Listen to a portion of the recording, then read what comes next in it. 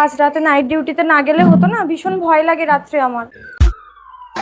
এইবার আমি তোর রূপ নিয়ে তোর বউয়ের সাথে টাকডুম আডুম নদীতে, তোর বউয়ের খাটের গদিতে। এইবার অবিকল আমাকে ওর স্বামীর মতো লাগছে, যাই। কাঞ্চনা। তুমি যাওনি আজকে কাজে? না। ঠিক করেছো, আমার না রাতে ভীষণ ভয় লাগে এসে ঘরে। বাবা কি বিদঘুটে অন্ধকার, ভীষণ ভয় করছে। না, আজকের কাজে যাব না, বাড়ি ফিরে যাই।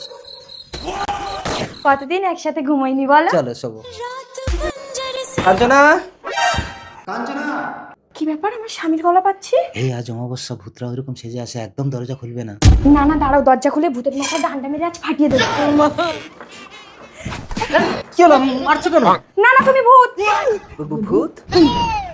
ওইটা তো মনে হচ্ছে ভূত। ওই আমি ভূত না তুই ভূত, না তুই ভূত। দাঁড়া দাঁড়া, তোমরা ঝগড়া করো না।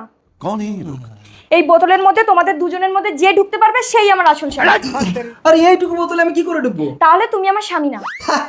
কিন্তু ওই বোতলের মধ্যে আমি ঢুকে যেতে পারি। দাও বোতলটা দাও। এইবার আসল ভূতকে ধরা গেছে। তোমার তো ভীষণ বুদ্ধি। বুদ্ধি না হলে কি আর সংসার করা যায়? আচ্ছা বলুন তো, মেয়েদের বুদ্ধি বেশি না ছেলেদের?